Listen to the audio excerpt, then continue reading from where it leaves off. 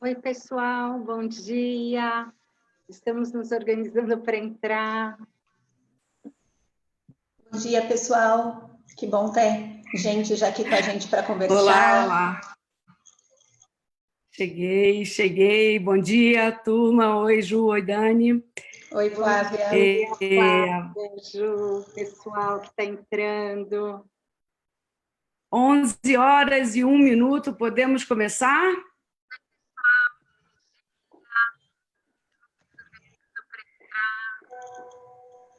Vamos lá.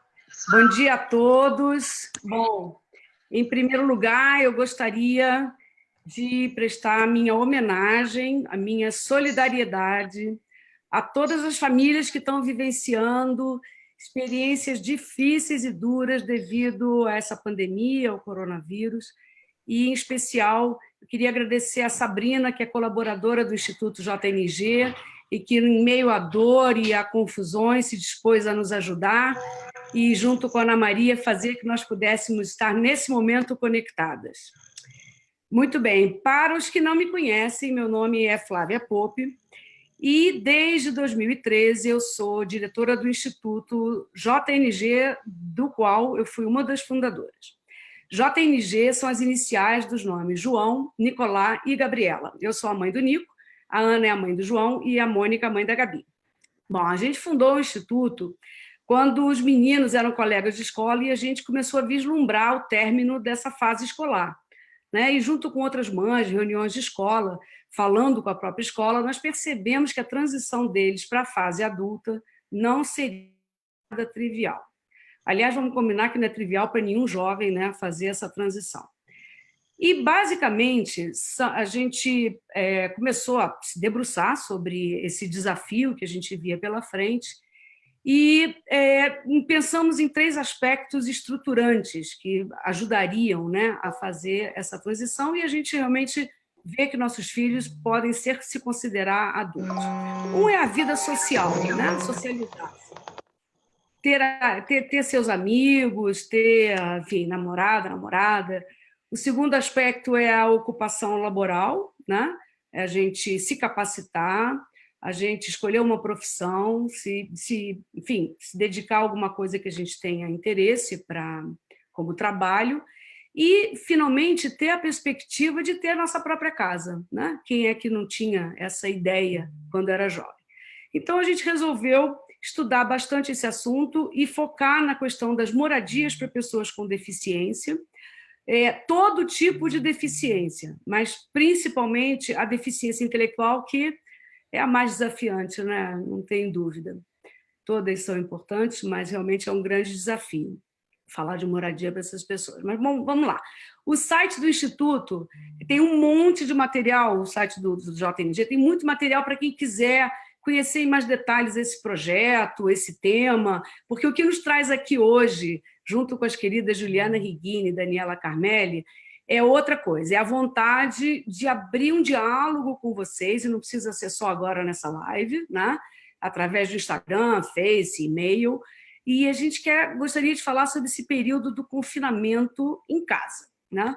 Então, a gente montou essa campanha chamada Juntos Podemos Morar Sozinhos, mas e com a Covid?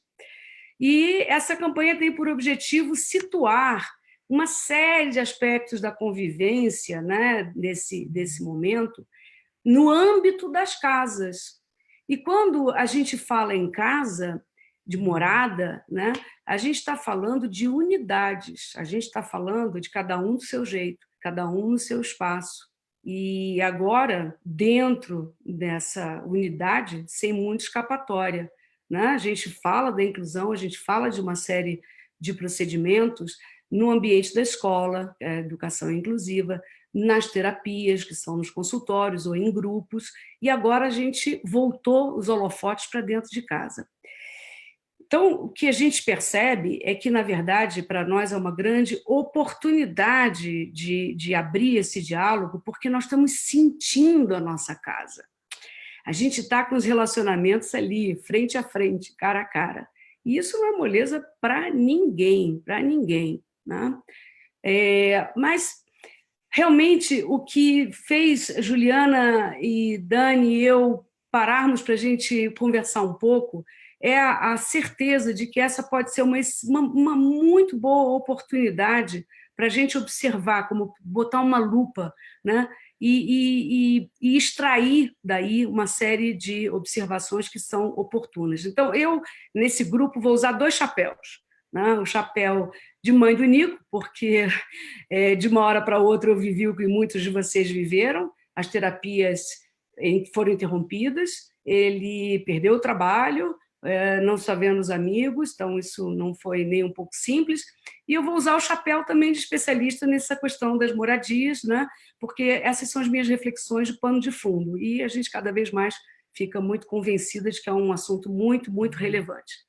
Nós vamos falar sobre redes de apoio, vamos falar sobre os recursos que a gente tem, que a gente às vezes nem se dá conta, que a gente chama de caixas de ferramentas, vamos dar algumas dicas, mas tudo de maneira muito franca, sem a pretensão de dizer como você deve fazer na sua casa, imagina. A nossa casa é o santuário da privacidade. Privacidade é aquele estado de ser que permite a gente se diferenciar do outro, né? É um bem essencial. A privacidade permite que a gente sinta, que a gente pense, que a gente evolua e que a gente tenha novas escolhas. Então, o espaço, ele influi muito nessas possibilidades, né? Quando você tem mais privacidade, você descobre fazendo escolhas que são, ou comportamentos, uma série de coisas que são muito autênticos, porque tem a ver com a sua identidade. Sem falar muito mais, eu passo a palavra para a Dani e vamos bater esse papo, eu espero que seja muito proveitoso.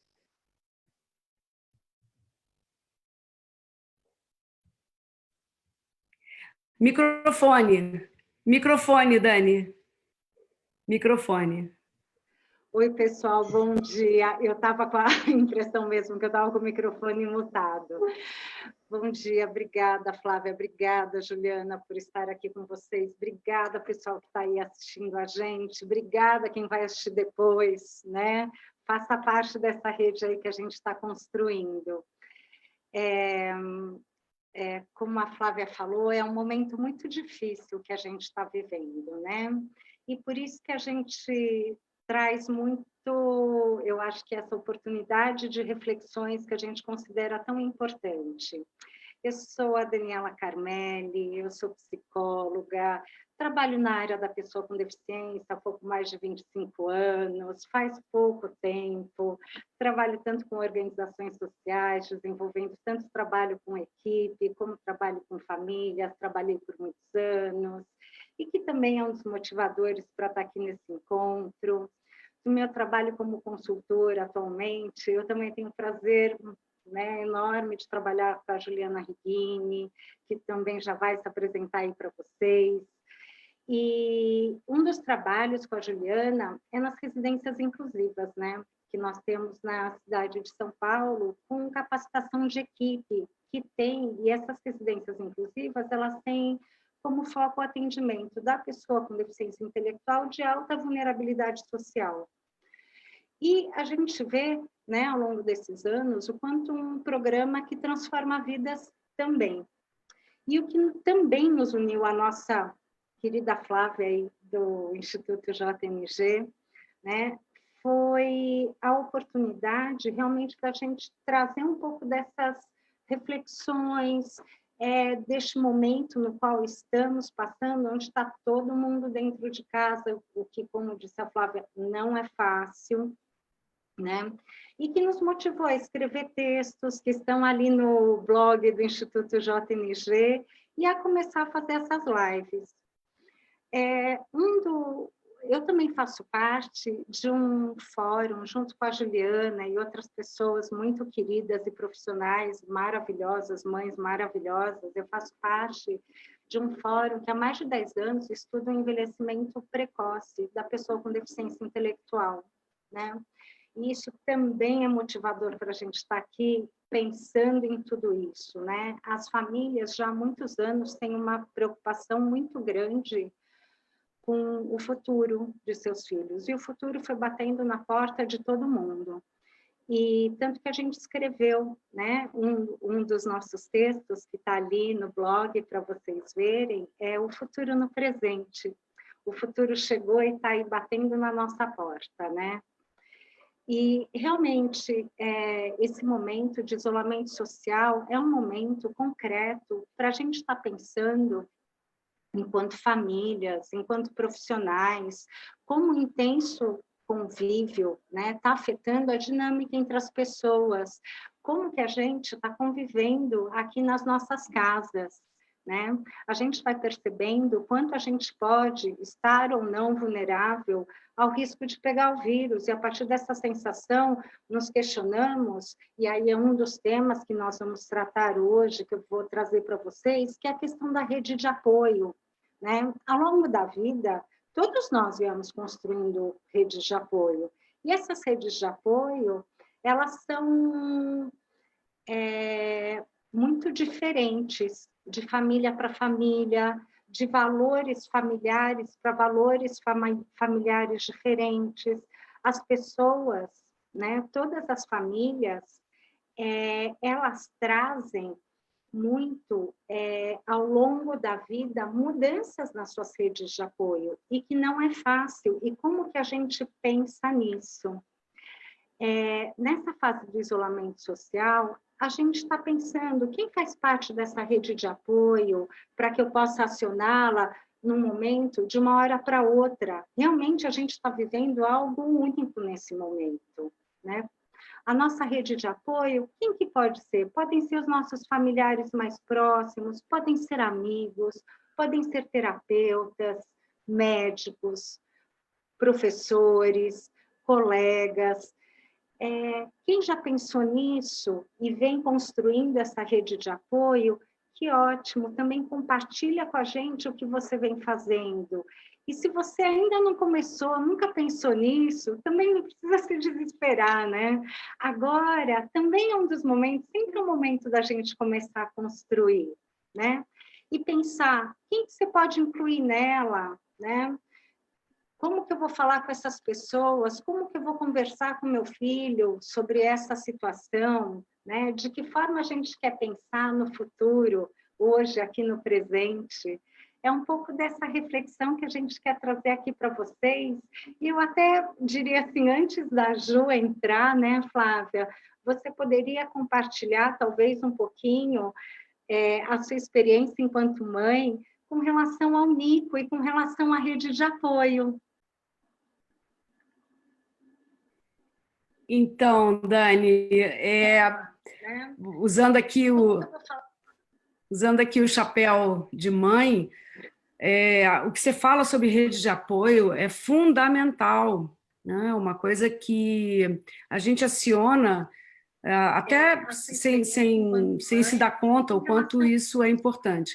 Então, contando muito rapidamente, eu acho que, como a maioria de nós levamos um grande susto com essa questão da epidemia, né? Levamos até um certo tempo para entender, de fato, a gravidade. Rapidamente, nós nos mobilizamos para entender quem cuida de quem. Eu tenho pais idosos e essa foi a nossa primeira preocupação. E isso, nessa história toda, as terapias foram interrompidas, as terapias dele, e isso passou aí 1, 2 semanas até tudo se restituir. E a gente, e o Nico, né, indo como podia. Até que depois que nós conseguimos achar o nosso espaço, né, nos confinar finalmente no que seria a nossa privacidade, veio uma mega crise, né? O Nico, ele é um cara de 28 anos, em condição de autismo, e ele, então, teve uma crise forte, que quem conhece, enfim, não preciso descrever. Mas o que aconteceu é que, naquele momento... e também teve uma coisa, a gente estava sem se tocar. E para o meu filho, a questão do abraço, que a gente precisa, né, da contenção com amor, é muito importante no caso dele. E já fazia 1 semana que, no meio dessa confusão toda, nós estávamos lá cumprindo um pouco, ouvindo como deveríamos proceder, ensinar ele a lavar as mãos como deveria, toda aquela história. Bom, e aí veio a crise, e naquele momento eu olhei e falei assim, bom, eu tenho que abraçar o meu filho. E foi o momento em que nós nos abraçamos muito, eu o contive, como faço em outras situações, e ali foi realmente um momento em que eu parei para observar e vi que a crise tem uma causa, ela tem uma história, ela tem um contexto, e ele estava, né, precisando de um pouco de serenidade para assimilar aquilo com uma linguagem mais acessível, com carinho, enfim. Ao mesmo tempo, os terapeutas e essa rede de apoio se formou, né? Começamos a fazer encontros com os terapeutas virtuais e assim foi a experiência. Tá certo, Flávia, que é uma experiência, obrigada por compartilhar, mas com certeza cada família está vivendo de um jeito, né? E agora, antes da gente dar sequência, Ju, você não quer entrar aí com a gente e falar um pouquinho? Claro que quero. Vontade de conversar com todo mundo. Essa aqui é quase que a nossa reunião de preparo para essa live, só que um pouco mais comportada. Eu sou a Juliana Barica Rigini, sou assistente social, trabalho com pessoas com deficiência intelectual há mais de 10 anos e famílias, sou consultora na área, sou formadora, como a Dani já explicou, a gente faz capacitação de equipes em residências inclusivas, em organizações sociais, faço mediação em grupos de pessoas com deficiência intelectual na fase jovem adulto e faço também mediação em grupos de família. Faço parte, como a Dani também falou, do Fórum de Envelhecimento. Em todas essas instâncias, o futuro ele aparece um pouco distante, um pouco nebuloso. E a casa é um tema, a moradia é um tema que faz parte desse futuro que não sabemos como vai acontecer.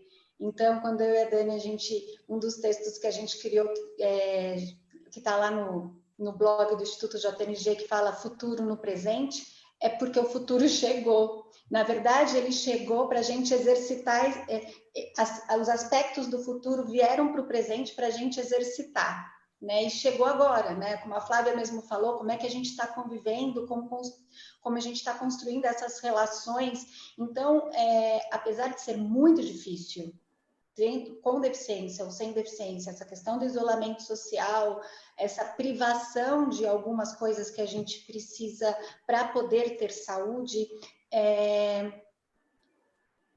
na verdade, também está sendo uma grande oportunidade. Quando a gente divulgou os textos, né, do blog para várias famílias, a gente tem recebido retornos de algumas famílias com alguns desafios muito interessantes, o que deixa a gente muito contente.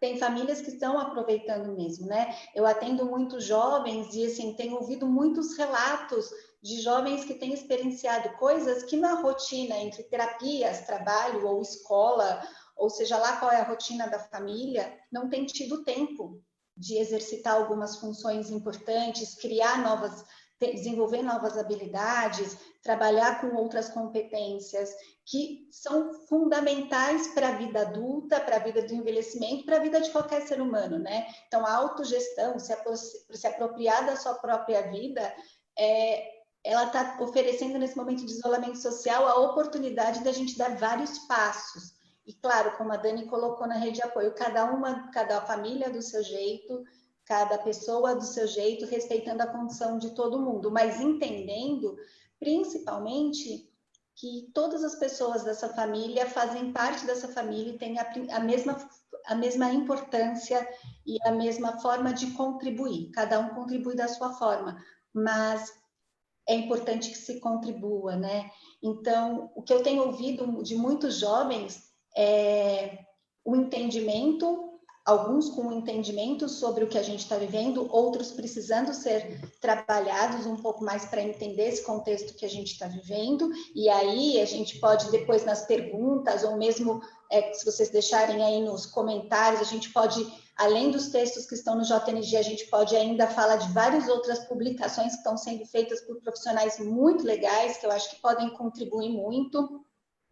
Mas eu acredito que, nesse momento, olha para sua família, E aí vou falar do primeiro termo que dá nos nossos textos. Abre a caixa de ferramenta. Mas olha para sua família.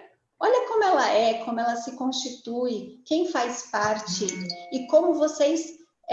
qual é a sua dinâmica? E que dinâmica que é essa que está se consolidando hoje? E como que a gente pode redistribuir tarefas? Como é que a gente pode construir novas experiências em família, pensando nesse futuro que está dando a oportunidade da gente viver o presente, no presente, né? Então, eu queria também voltar a bola de novo para a Dani, para falar um pouco mais sobre a rede de apoio, e daqui a pouco a gente continua aqui essa reflexão.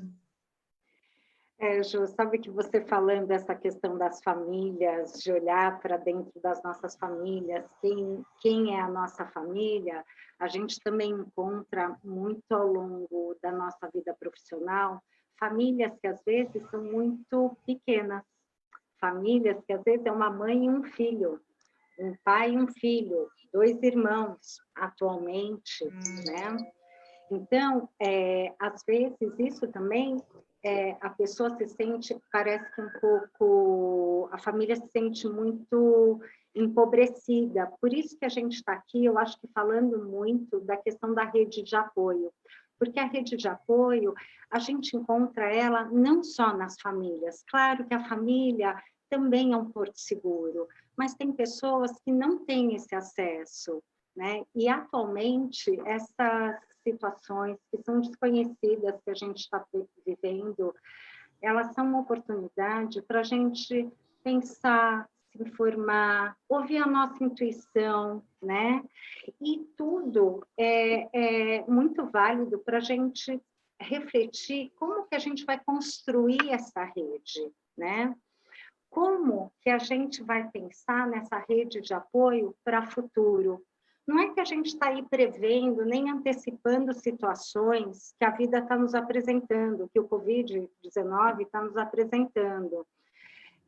Mas, realmente, como é que a gente pensa e traz, por exemplo, minha mãe vai ser internada, eu sou uma pessoa com deficiência, né?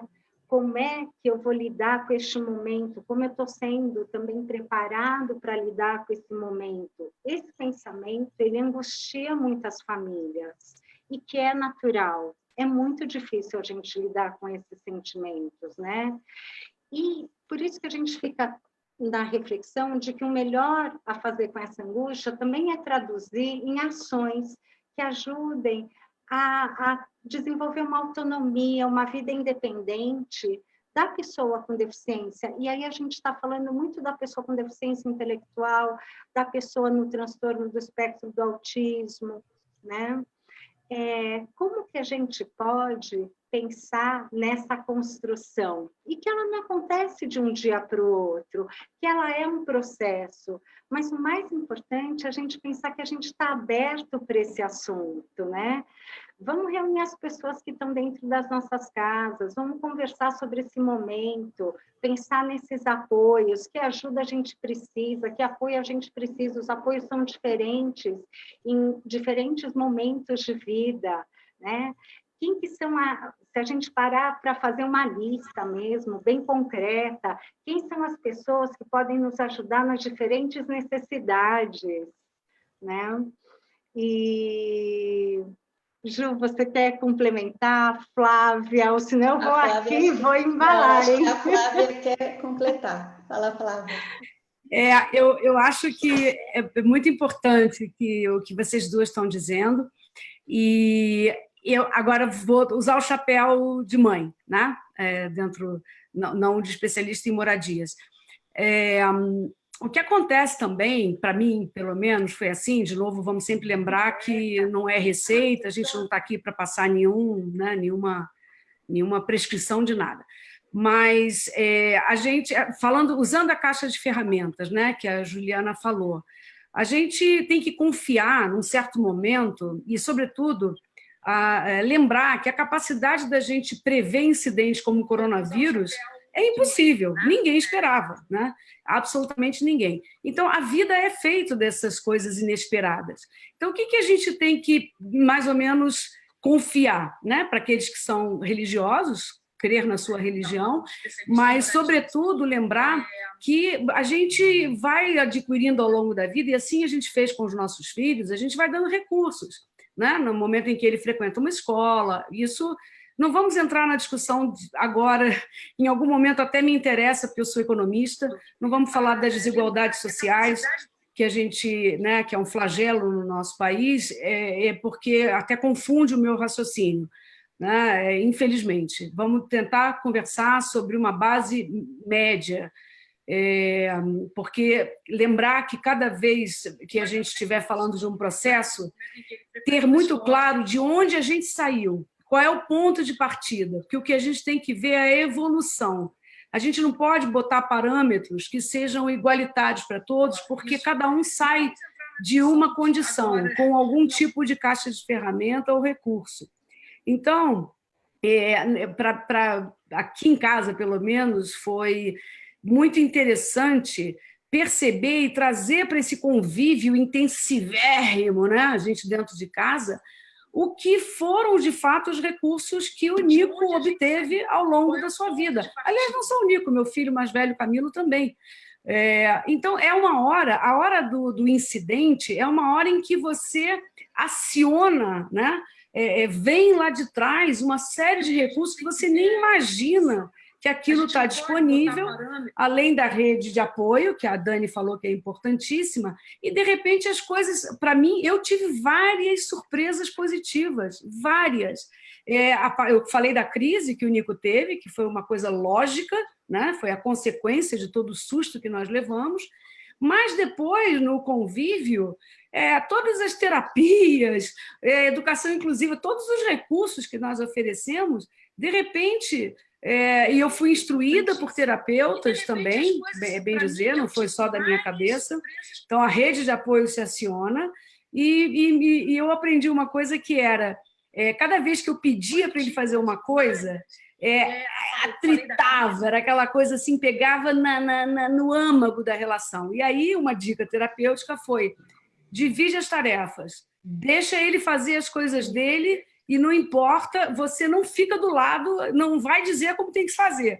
E isso foi fantástico, porque ele começou a fazer, e até ele também estranhou ali. Ele virou para mim e falou assim: ele falou, eu comi um pedaço de bolo, mas você não vai brigar porque eu comi? Então, assim, acionar as capacidades dele, e, de repente, eu vejo ele varrendo, levou 3 horas, não importa, estava ali colaborando. Então, o que foi essa surpresa positiva que eu tive? Teve uma cena que eu não posso esquecer, não quero falar demais, mas que são cenas legais, é o que eu chamo de oportunidade. Ele espontaneamente caiu um monte de farelo na mesa, ele levantou e fez sabe aquela coisa que você espana assim, bota a mãozinha embaixo para pegar os farelos? Eu nunca ensinei isso para ele. Essa coisa da cópia, e de repente ele você está vendo o seu filho, né, contribuir e ter um comportamento que, de repente, ele teve lá no consultório da terapeuta, de repente ele teve na rua, no trabalho, mas agora eu estou vendo. E valorizar isso é legal. Não é para dizer que tudo são flores, gente. O negócio é super difícil. Mas eu acho que é isso, caixa de ferramentas, não dá para prever tudo. Vocês falaram de uma frase que eu sei que aflige a muitas pessoas: quando eu morrer, como é que vai ser a vida do meu filho? Confia que a gente está fazendo tudo. Assim, tem que dar recursos, tem que dar condições, e tem que acreditar que ele pode, e tem que deixar essa pessoa mostrar que ela pode. Como que você pode deixar essa pessoa dizer que pode? É aí onde entra um pouco agora o meu chapéu de Instituto JNG, e dizer: deem espaço, crie essa privacidade para os filhos de vocês, vamos dar essa oportunidade para as pessoas com deficiência, são cidadãos, eles têm limitações, o que a gente tem que fazer é uma mediação, é uma facilitação, é uma adaptação. Esse é o meu depoimento. É a base da inclusão, né, Flávia? É a base da inclusão. Você falou do seu relato, eu encontrei uma família cujos pais, ambos têm acima dos 75 anos, e eles falaram que, neste momento de pandemia, o filho com deficiência está sendo realmente ali, é ele, como disse a mãe, é ele que está cuidando dos velhinhos, é ele que está saindo para as compras com todos os cuidados, enfim, que está dando uma força também dentro de casa, e o quanto isso foi transformando a relação. A Juliana tem vários exemplos, né, Ju? Eu queria, antes de começar a falar, só dizer que eu estou vendo aqui um monte de gente falando oi, um monte de gente aqui para conversar com a gente, e eu estou muito feliz. Eu não sei se eu fico feliz ou se eu fico mais nervosa, porque eu tenho que justificar essa turma aqui, muito legal, que está aqui dando oi. Eu queria colocar algumas coisas que eu acho bem importantes e que bom que a Flávia deu esse mega depoimento aí, porque me ajuda, né? Um dos pontos abrindo a caixa de ferramenta, é olhar a dinâmica da família e a rotina da família e dividir tarefas mesmo. Mas essas tarefas de acordo com a condição de cada um. E aí, essas tarefas que parecem ser tão simples, como varrer uma casa, arrumar uma cama, elas não são simples quando a gente pensa em quem nós somos, porque elas nos ajudam a desenvolver questões cognitivas, elas ajudam a fazer planejamento, elas ajudam a desenvolver habilidades, elas nos ajudam a desenvolver, a nos perceber como atuantes dentro dessa família. Né? Então, quando a Flávia fala que o que o Nico está fazendo, eu estou vendo o Nico dentro da dinâmica da família, não o Nico no quarto dele, arrumando somente o quarto dele, fazendo as coisas dele, e a Flávia e o marido dela tendo que se responsabilizar pelo restante da casa. Né? Então, o que eu tenho ouvido de muitos jovens é no plano das ideias, eles sabem muito o que eles podem contribuir. Eles dão até dicas, às vezes, para a gente do que fazer se o pai e a mãe ficarem doentes. Mas, na verdade, tem um plano de fantasia, às vezes. Então, é necessário que a família converse mesmo com essas pessoas, porque o plano vai ser real. Porque cada família tem o seu plano. Nem toda família vai chamar uma ambulância, nem toda família vai chamar um irmão para vir ajudar. Mas qual é o papel de cada um, até para que a hora que se tenha que tomar uma decisão efetiva diante de uma situação de emergência, porque, de novo, como a Flávia falou, emergência a gente não prevê. A gente não sabe que emergência eu vou ter amanhã, mas a gente pode ter medidas preventivas. E essa pessoa faz parte da família e pode colaborar no momento de uma decisão extrema. Não é eu estou indo para o hospital e pensando como que o meu filho vai ficar. Não, o plano já foi feito e cada um já sabe o que tem que fazer. Né? Então, é ruim ter que falar sobre isso, mas a gente está vivendo a emergência e o futuro no presente. Então, a gente precisa falar sobre isso. E eu sinto em vários jovens que eu atendo que eles têm um plano na cabeça deles, mas que eles montaram a partir das referências e da construção que eles vão fazendo durante a vida. Mas que poucas famílias conversam sobre esse assunto e eu entendo perfeitamente, porque essa conversa dói. Essa conversa é difícil. Essa conversa não é confortável. E aí eu falo por experiência própria, porque nesse momento de emergência eu também tive que conversar com a minha família sobre o que a gente vai fazer. E não é uma conversa fácil. Né? Você falar de público de risco, você falar sobre os riscos, você conversar a respeito de medidas que não são conversas gostosas. Você prefere ligar para sua família para dizer: oi, tudo bem? O que vocês vão fazer de almoço? O que fizeram no fim de semana? Né? Então, é bem importante. Um outro ponto que eu acho super importante e que a Flávia também falou no relato em relação ao Nico é a rede de apoio interna na família, não só para fazer coisas no momento de emergência ou nesse momento que a gente está vivendo, mas de apoio. Então, se o meu filho está sofrendo, como o Nico, de uma forma diferente, ele pôs para fora o que ele estava sentindo e a Flávia sabia o que podia colocá-lo de forma mais tranquila naquele momento, que era o afeto, o Nico não estava esperando que a Flávia chorasse, ou que a Flávia se descabelasse, ou que a Flávia saísse gritando. Ele precisava do apoio da Flávia. E por muitas vezes, a gente percebe que tem famílias em que o momento que o pai e a mãe realmente não estão bem, E quem é o apoio desse pai e da mãe emocional? Né? Às vezes é o filho, e aí o filho chorando, se descabelando, não, é o filho acolhendo. Então, assim, essa é a dinâmica que a gente está querendo refletir com vocês, do papel de cada um dentro dessa família, sem colocar o filho como do lado, mas o filho atuante, porque eu acredito nessa possibilidade, eu vejo essa possibilidade. Eu, na minha relação profissional, que nem é de família, sou apoiada por vários dos jovens que eu atendo, em situações específicas em que eu compartilho coisas da minha vida, me sinto apoiada e dou o apoio. Né? E essas questões dos recursos internos que eles têm, como que a gente consegue trabalhar com os recursos internos e colocá-los para fora de forma, como a Dani falou, prático, real, e que concretize e que faça com que essas pessoas vivam a vida da forma como todas as pessoas têm de direito de viver. As pessoas com deficiência têm direito de viver o que todo mundo vive, né? E eu acho que a gente, até o problema e até a emergência. Fala, Flávia. Ju, eu queria pegar o seu gancho do apoio interno, que eu acho muito importante, e aqui também, de novo, não é receita, mas eu faço muita palestra e eu vejo, fico muito feliz quando tem comentários de, especialmente mães, é o que eu vejo com mais frequência, dizendo que não pode morrer, que não pode ficar doente, que não pode isso, não pode aquilo. E essa questão do apoio interno, e quando você menciona, né, sobre o meu relato de que no momento em que o Nico teve uma crise, eu consegui perceber que o que ele precisava era, né, a contenção, a forma como eu aprendi com ele, que o tranquilizava. Uma das coisas, e eu, como você disse, eu não me descabelei, eu não gritei, uma das coisas, e agora eu vou falar como uma pessoa mais velha mesmo, né, vou aconselhar.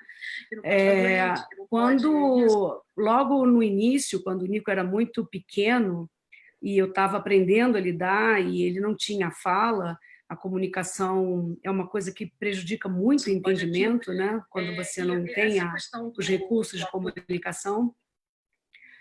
Eu muitas vezes me desesperei. Eu era jovem e me desesperava. E logo, essa questão de você... essa é a dica que eu posso dar, de aproveitar os momentos para a gente aprender e crescer, né? Eu procurei, né, ter apoio, fui buscar também apoio, rede de apoio para mim, e eu era muito jovem e pensava, meu Deus, eu tenho uma amiga que dizia, a gente é uma estrutura da casa, então a gente não vai aguentando, parece que a gente vai tombando, e a casa vai toda tombando com a gente, vai todo mundo caindo, né? Marido, filho, tudo vai caindo, aí você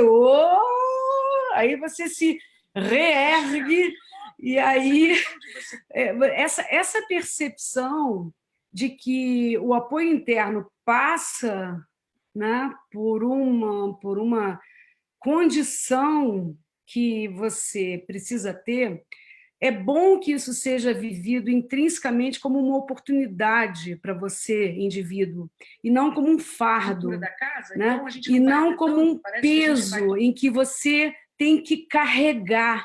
Você não tem que carregar nada, confia. Vamos lá, recursos, todos os elementos que todas as pessoas, para serem adultos independentes, precisam.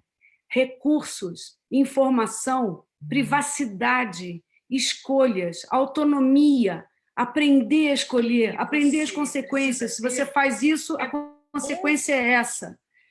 E ajudá-los. Por exemplo, o meu filho não é uma pessoa que está louco para ter uma casa e morar sozinho, que é o lema do Instituto JNG. Eu estou ajudando com meu marido, com o irmão dele, com a família estendida, meus pais, amigos, nós estamos ajudando o Nico a querer ter a sua própria casa e o seu espaço e provar do prazer que é isso. E acho que esse é um momento legal de vocês observarem o efeito do espaço na vida das pessoas. Então, assim, fica aí um pouco, agora sim, um aconselhamento de uma pessoa mais velha. O apoio interno passa por você. Descabelou, ele vai descabelar. temeu, ele vai temer. Achou que o futuro é incerto, ele também vai achar. Sobretudo na fase da infância. E depois, vocês sabem, como todo mundo, adolescente é aquela coisa, não quero nem falar de adolescência, e depois vamos lá, vamos ajudá-los a ser um cidadão digno. A gente tem aí, estamos sendo ouvidos por secretários, formuladores de políticas, vamos ajudar a que essas pessoas tenham uma vida digna, eles têm direitos.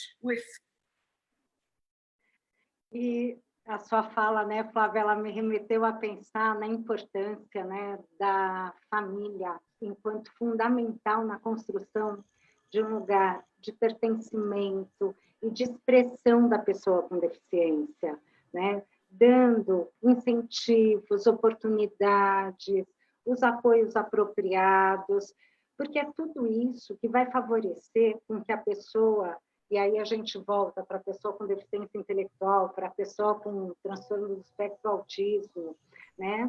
A gente vai pensar, né, realmente como que essa pessoa vai encontrar o melhor meio para se descobrir, para desenvolver as suas capacidades, as suas aptidões, né?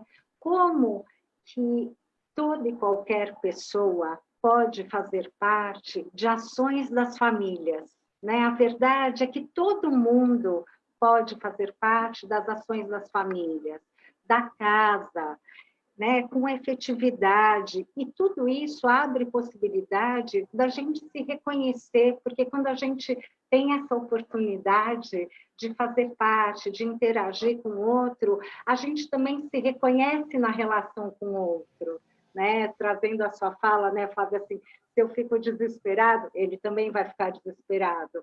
Se eu lido de uma forma mais tranquila, também ele vai lidar de uma forma mais tranquila. Mas como que a gente constrói tudo isso, né? Em que momento que eu sinto que eu tenho que investir agora na autonomia do meu filho, né? Como que eu vejo? Isso é muito pessoal, é muito de família para família.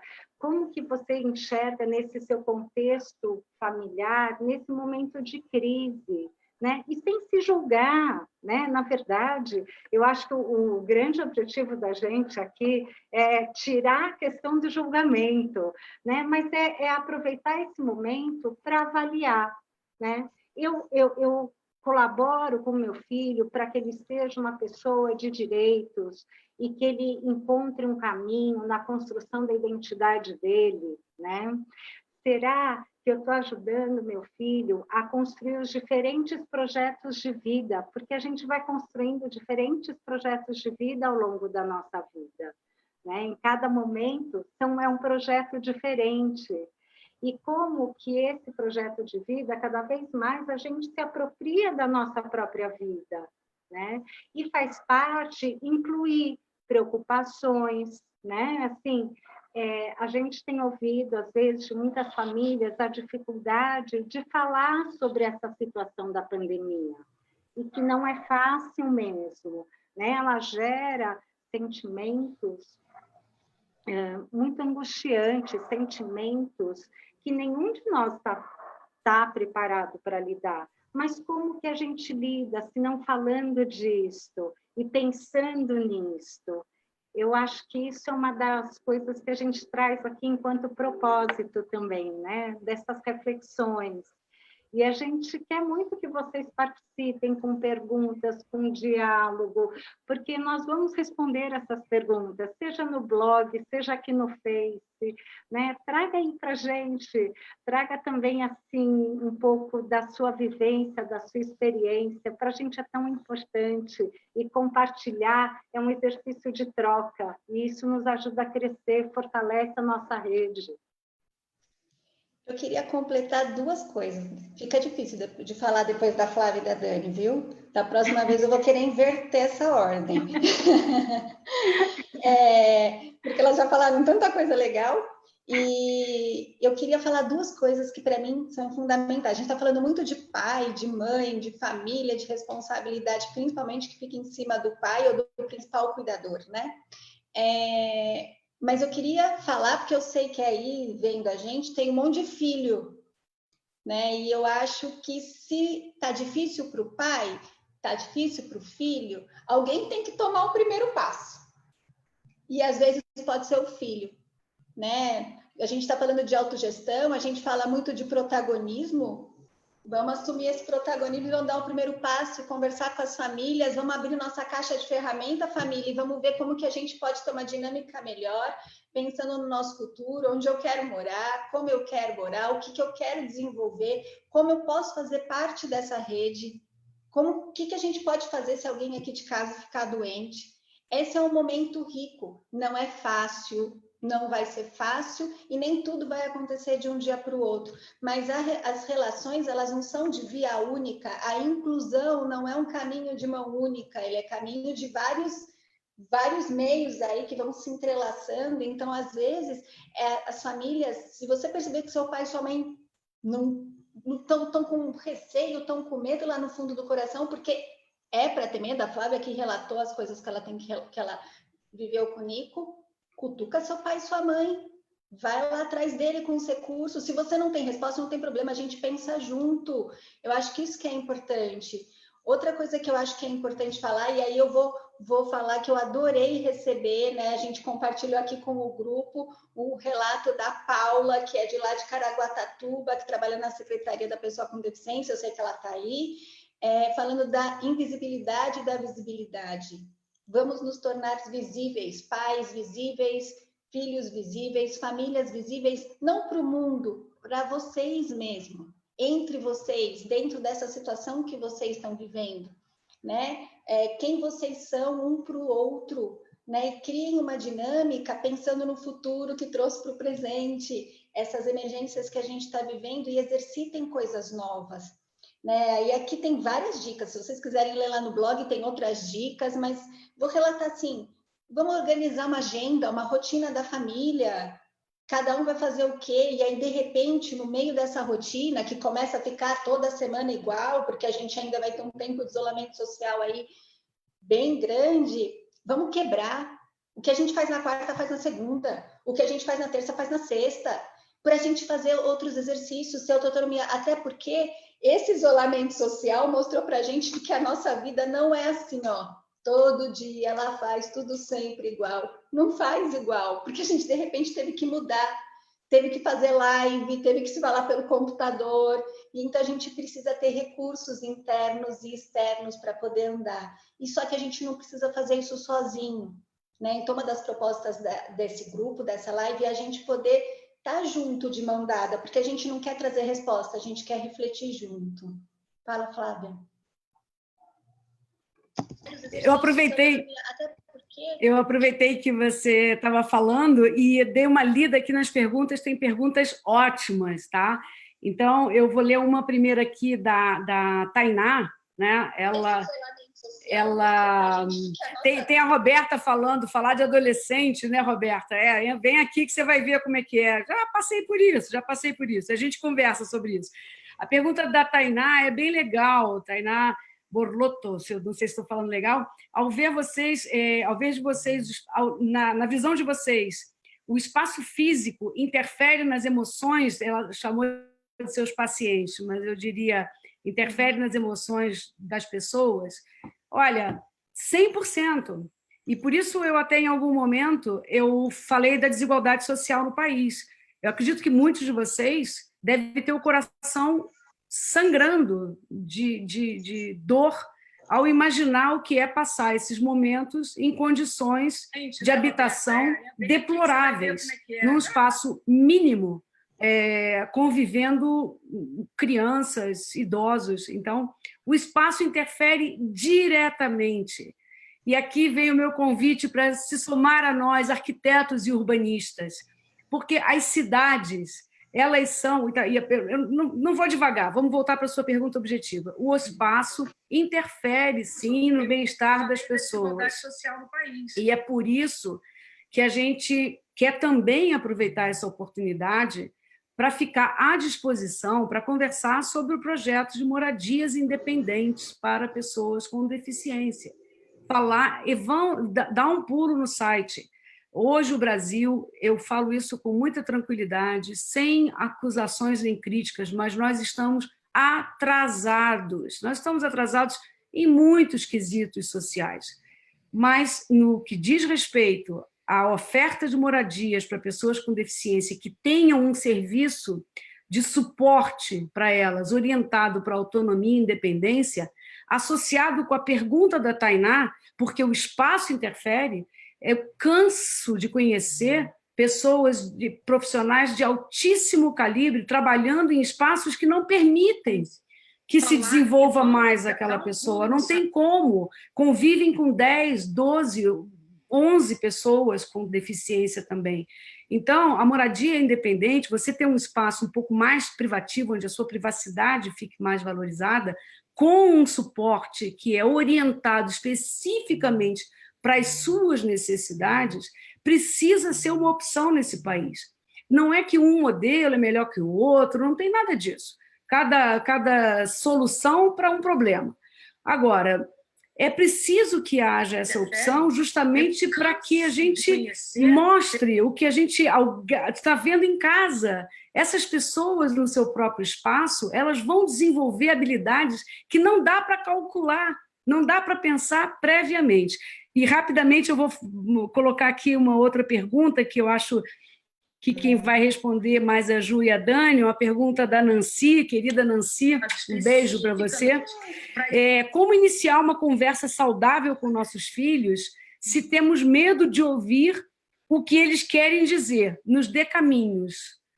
Eu vou te responder como mãe, mas eu vou passar para os profissionais. Nem sempre o que os filhos nos dizem é agradável. Dói, machuca mesmo.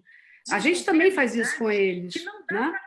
Então, eu acho que o caminho realmente é a tal da caixa de ferramenta e pegar dali, né, habilidades de comunicação. Aí eu quero fazer também uma reverência aqui aos especialistas de comunicação alternativa, né? São parceiras que eu tenho também super bacanas na UERJ, Kátia Walter, Cristina Mascaro, Olívia, Jerusa, um time de primeira. Usar esses recursos para a gente poder ter a conversa, o diálogo, não são só palavras, né? Então, fica aqui a pergunta da Nancy, eu passo a bola para você, Ju. Posso começar, Dani? Pode. Até porque essa é uma reflexão que eu tenho há bastante tempo. Com a minha parceira, com a Kátia, com a Dani, quando a gente faz as nossas formações, com a própria Nancy. É uma quebração de cabeça que a gente tem, não só nesse momento, mas em outros momentos também. O que eu acredito é que não tem uma regra, e até porque, assim, não dá para dizer que é uma conversa fácil. Mas ela também não precisa se esgotar e acontecer num dia só, né? Então, hoje, a gente pode começar a conversa. O filho pode provocar essa conversa, o pai pode provocar essa conversa usando um exemplo de um parente que ele ouviu, de um amigo que ele soube de uma história, e aí a gente pode, a partir de um fato concreto, a gente pode discutir o que cada um pensa, como que a gente pode criar estratégia juntos, como que a gente vai, o que cada um sente com relação a isso. E aí eu acho que tem duas coisas que são importantes nesse ponto: a escuta e a fala, né? Então, não é falar e meio que sair correndo, é falar e estar preparado para essa escuta, porque muitas vezes nessa escuta a gente vai entender o quanto cada um já tem de recurso interno e de informação e o quanto que é preciso ser construído. Mas primeiro precisa dar o primeiro passo. Então, se a gente não der esse primeiro passo, eu não sei o que o meu pai pensa e o pai não sabe o que o filho pensa. Então, não precisa ser uma conversa que se esgota. E hoje, pelo menos assim, gente, dá para a gente falar de vários materiais super interessantes. O movimento Down, o pessoal do Eu Me Protejo, tem feito guias maravilhosos de fácil leitura, que são materiais que você pode deixar ali num canto da sua casa ou ler em família, ou provocar uma reflexão, não precisa esgotar, mas tem vídeos na internet, tem materiais escritos, tem muitos recursos hoje que você pode provocar uma conversa inicial. Não precisa ser uma notícia trágica, mas pode ser um fato concreto. Mas hoje a gente tem. Qualquer coisa, quando acabar, a gente até pode disponibilizar aí nos comentários, alguns que a gente conhece. Os textos que estão lá no JMG, a gente também indica no blog, né? E o que eu acho que é bastante importante é dar o primeiro passo. E aí, de novo, eu falo, às vezes o primeiro passo não tem que vir da família, pode vir da família não, de um pai e de uma mãe, pode vir de um filho, mas aí o pai e a mãe também tem que ficar atento.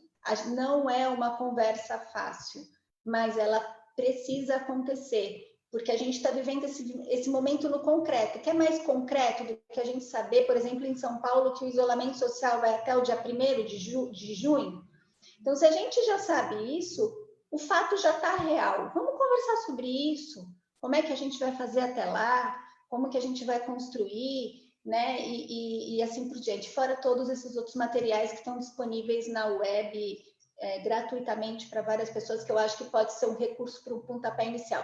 Mas eu não acho que é uma conversa de um dia e de uma hora. E tem que ter muita escuta, de todos os lados. Não sei se você quer completar, Dani. Eu somaria a sua fala, assim, eu acho uma fala que eu já ouvi de muitas famílias no meu percurso, sabe? A hora que eu parei para escutar o meu filho, eu me surpreendi. Então, quando a gente fala da escuta, né? Quando você fala da escuta, né, Ju? É de que escuta a gente está falando, de verdade.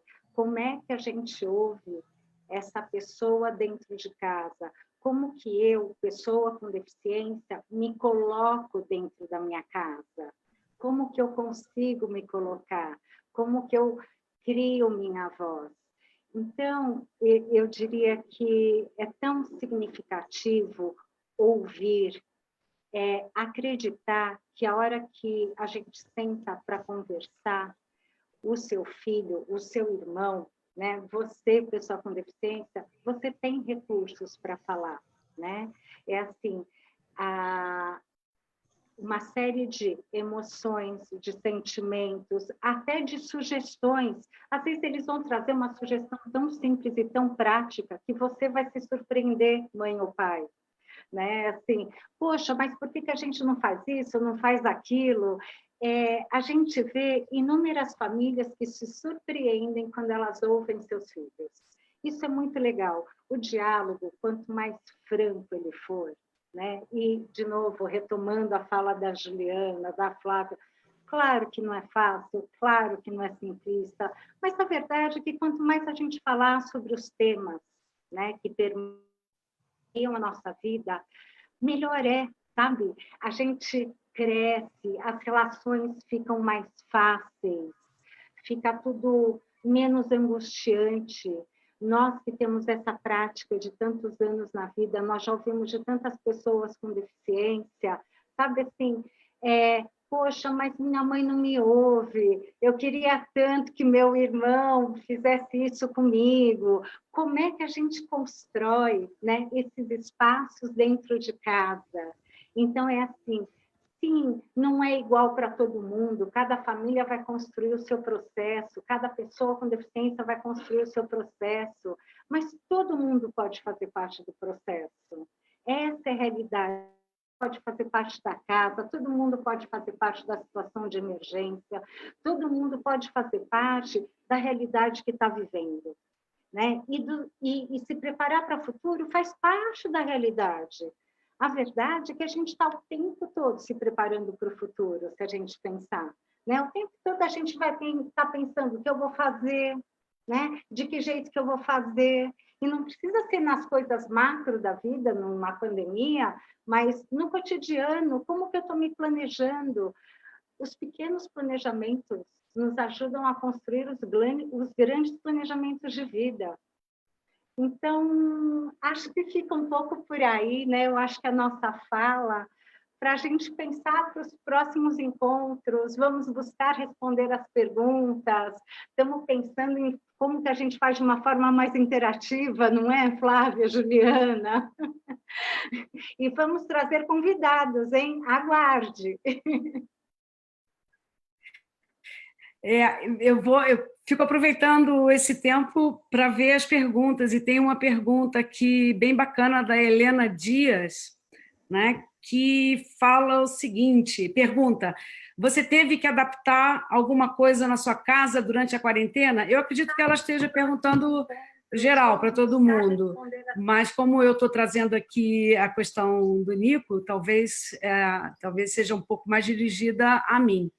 Olha, para começar, eu tive que adaptar tudo, começando por mim mesma, porque eu confesso aqui, com um pouco de vergonha, quase, para essa realidade brasileira, que eu sempre tive ajuda para as atividades domésticas na minha casa. Eu trabalho fora e de repente, assim, a adaptação primeira foi como é que a gente divide esse negócio e como é que é esse negócio de limpar, cozinhar, pensar no cardápio do dia seguinte, descongelar, fazer as compras, lavar, passar. Essa adaptação foi revolucionária, e aí eu te diria que essa não tem nada a ver com ter um filho com deficiência ou não. E a adaptação, eu acho que a mais importante foi essa, resultado de tudo que a gente falou até agora, e mais do que a gente tem ainda para falar, foi essa adaptação de permitir que o Nico faça parte dessa dinâmica, abrindo espaço, e eu insisto, isso foi orientação de terapeutas, a gente conseguiu organizar as terapias dele virtuais, e a gente continua com a rede de apoio, né, apesar de confinados. E, nesse aspecto, a gente vai achando a maneira, e eu te digo que nessas adaptações eu nunca tinha visto, eu vi ultimamente o meu filho bater um bolo, eu nunca tinha visto na vida, eu vi ele varrer, eu nunca tinha visto na vida, eu vi ele tirar farelo da mesa, que eu nunca tinha visto na vida, vi ele carregar cesto de roupa porque estava pesado para mim. Então, assim, eu acho que essas adaptações, eu sei que é legal. De novo, eu preciso falar da moradia independente. Eu vi esse projeto acontecendo na Inglaterra, mais de 1.000 pessoas morando nessas condições. Esse tipo de habilidade que eu estou descrevendo aqui rapidamente, que eu vi emergir no meu filho, isso acontece naturalmente, juntando com a outra pergunta, por conta do espaço que ele passa a ocupar. A sua casa exige que você tenha essa dinâmica e essas adaptações no seu comportamento de forma natural.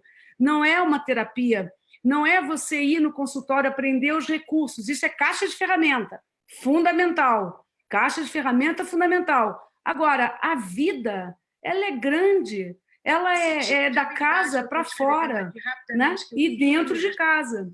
Então, aproveitando essa pergunta, que eu agradeço muito, acho que a gente poderia ficar falando aqui um tempão, né, Ju, Dani? Mas eu acho que o importante é que vocês percebam que tem pano para manga, né? Se a gente fosse costureira, a gente estaria assim com um rolo de tecido para tecer, para costurar. Então, vamos, como a Dani falou, a gente vai ouvir a perspectiva de outros, né, de outras pessoas profissionais, irmãos, as próprias pessoas com deficiência. A gente espera que a próxima live seja com jovens com algum tipo de deficiência, que morem sozinhos, que não morem sozinhos, que eles tragam aqui para a gente, né, que a gente precisa ouvi-los também, e que a gente consiga, eu, Ju, Dani, toda a equipe que está por trás, que não é pequena, todo um trabalho de anos, que a gente consiga, são profissionais, né, absolutamente destacadas no métier delas, que a gente consiga oferecer, canalizar essa nossa energia para contribuir nesse momento tão difícil. Gente, não está fácil para ninguém, não está fácil para ninguém. Fora essa angústia de viver com medo na cabeça, enfim. Então, infelizmente, eu acho que tem mais de 1 hora, né? Eu perdi até a noção. Já estamos com 1 hora e 5 minutos, E, Ju, deixo para vocês a palavra final e realmente a gente se coloca super à disposição. Agradeço demais a audiência, demais, demais. Vamos falar, vamos aprofundar e vamos acelerar essa oferta de moradias para jovens com deficiência, porque nós já fizemos o trabalho e já estamos com uma geração pronta e com condições de ter a sua vida própria. Elas já estão aí. Então, nós temos que correr para dar continuidade. A educação inclusiva é um sucesso e nós estamos aqui agora com um monte de jovens adultos que a gente precisa continuar a dar essa perspectiva de uma vida plena e digna como qualquer cidadão desse país. Obrigada. Flávia, eu não estou conseguindo ver aqui, mas parece que tem duas perguntas, uma da Helena e outra da Lilian, que para a gente talvez tentar, se der tempo ainda, responder. Mas o que eu queria, enquanto você vê a pergunta, porque eu não estou conseguindo ver aqui, eu acho que é bastante importante que todos nós que estamos aqui juntos, e aí eu acho que posso falar também por mim, pela Dani, a gente não tem receita.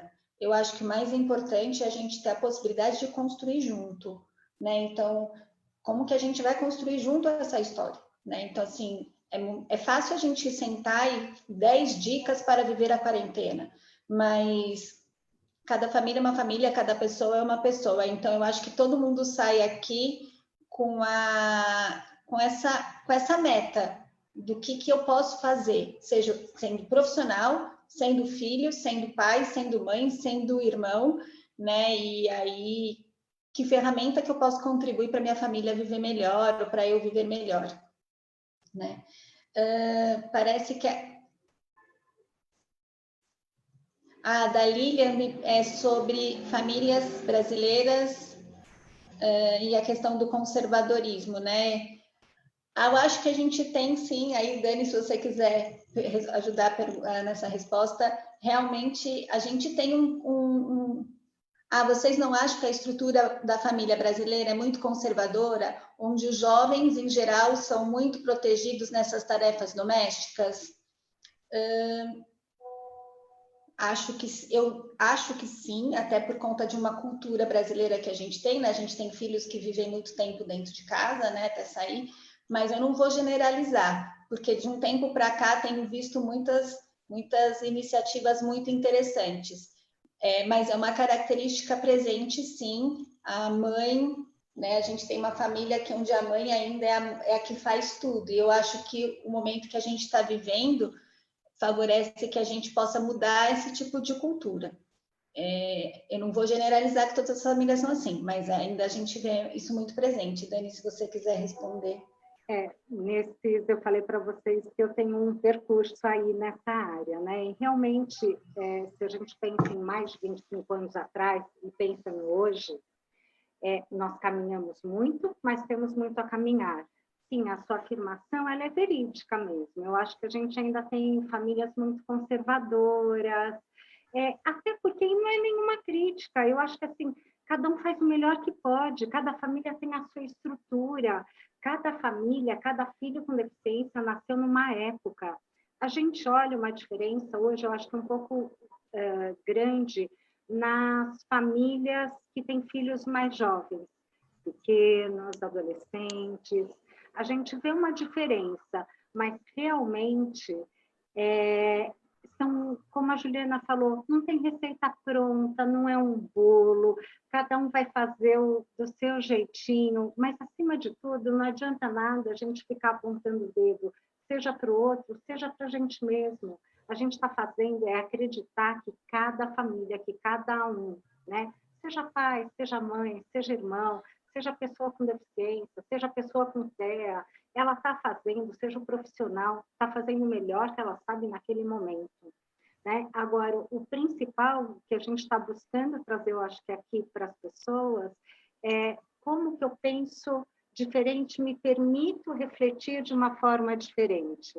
E como você vai atuar em cima disso é o seu processo, de cada um é o seu processo. Eu acho que a gente não pode viver da angústia de um passado, do que aquilo que a gente não fez, e nem da ansiedade do futuro. A gente tem que viver o presente. A gente tem a oportunidade de viver um futuro melhor vivendo esse presente. Então, vamos aproveitar, né? Vamos aproveitar para fazer diferente. E a verdade é que a gente está mudando cultura assim, né? Olha a gente aqui, olha quantas lives não acontecem hoje sobre a pessoa com deficiência intelectual. É como a Juliana estava falando, olha, tem muito material, muito, né? Isso é bem bacana da gente pensar, né? E pensar um pouco como que eu penso. É importante a gente se voltar para a gente e pensar como que eu penso, como que eu estou pensando, e sem críticas, mas na construção. E acreditando que todo mundo, né? Eu acho que a gente pode pensar que todo mundo é capaz de participar, de ser atuante dentro de um núcleo familiar, dentro da sua vida. E tem outra pergunta, Ju? Tem algumas perguntas, mas eu não estou conseguindo ver. E eu acho que também a gente não precisa esgotar todas elas hoje, né? Não sei. Mas eu acho que, assim, se tiver pergunta no escrita, a gente se compromete a responder ou escrito ou algum contato com as pessoas, né? E eu acho que fica aqui o nosso, então, agradecimento. Obrigada a vocês que participaram. Obrigada. Tem uma perguntinha. Rapidinho. Tá? Eu não queria deixar passar porque eu queria, acho que eu até já me despedi, mas a gente não consegue se ir embora. Mas a gente vai embora, porque está chegando a hora do almoço e a gente vai fazer mais. Mas essa é legal. A Laura Negri, ela disse que o professor não teve paciência com ela. O que ela deve fazer? Laura, pronto. Então você sabe quem é a Laura. O professor não teve. A Ju conhece você, Laura. Eu não te conheço, não tenho prazer ainda. A Laura é uma querida. Então, mas é só para te dizer, isso aconteceu com meu filho, sabe? Aconteceu com ele. E não é uma coisa delicada, né? Essa relação de professor e aluno, Laura, é difícil para todo mundo, viu? Eu também lembro de várias situações com o professor que não é fácil, porque ele é uma autoridade, né? Ele está ali ele, em geral, se veste dessa autoridade, são raros os professores, pelo menos eu estou falando do estudo regular, e lembre-se que eu sou mais velha, né? É delicado você lidar com o professor por conta dessa figura da autoridade, mas se ele não teve paciência com você, e eu tenho certeza que a Ju, que te conhece, deve ter te mostrado uma série de ferramentas para, com, né, aquele jeitinho que vocês com certeza têm, fazer essa pessoa ver que ela pode mudar. E se ela não puder mudar, se você sentir que é uma pessoa que não vale a pena, se afasta. O ano vai passar, ele vai ser seu professor só por mais uns meses. Eu acho que é mais ou menos por aí. Agora, deve ter jeito, e certamente a Juliana e a Dani sabem como ensinar você a fazer isso. Eu vou deixar, então, vocês terminarem, Ju, Dani, porque eu já me despedi, só para dizer que a gente está aqui e a gente quer continuar, e vai depender da interação com vocês. Se vocês cutucarem a gente volta. Se ninguém falar nada com a gente vai ficar quietinha. Deixo aí com vocês para se despedir. Eu acho que tem mais perguntas, mas eu tenho a impressão que a gente vai ter que deixar para a próxima. Laura, eu adorei a sua pergunta. Eu acho super importante, mas ela pode acontecer em vários momentos. Pode acontecer alguém não ter paciência com a gente no trabalho, numa loja, no mercado, e aí a gente saber como que a gente pode reverter. Em algumas situações, se eu não consigo naquele momento dar conta, porque me paralisou, porque dói meu coração, ou porque eu estou confusa, eu posso pedir ajuda. Quem na escola, de repente, você tem confiança em quem você pode compartilhar essa angústia e construir um caminho para chegar até esse professor? Ou, às vezes, parar, pensar em que momento você poderia abordar esse professor e conversar. Às vezes não é fácil, né? Às vezes dá um certo receio. Mas lembra do nosso papel de protagonista, né? A gente também tem que mostrar para o outro que a gente não quer ser tratado desse jeito, e a gente pode falar com delicadeza, a gente pode pedir ajuda, a gente pode uma série de coisas. E aí eu vou aproveitar aqui também para me despedir e dizer que foi um prazer. e que eu estou muito feliz de estar aqui podendo contribuir e refletir a partir do que vocês estão colocando. Muito obrigada. Dani, pessoal, eu só vou me despedir agradecendo muito a participação de todos, com perguntas. Aguardem a gente, curtam bastante a gente e até breve. E obrigada mesmo. Tem um link aqui, a gente está recebendo aqui essa cola, tá? Tem o link do blog para vocês lá clicarem direto nos materiais. Perfeito. Tchau, obrigada. Tchau, pessoal, obrigada.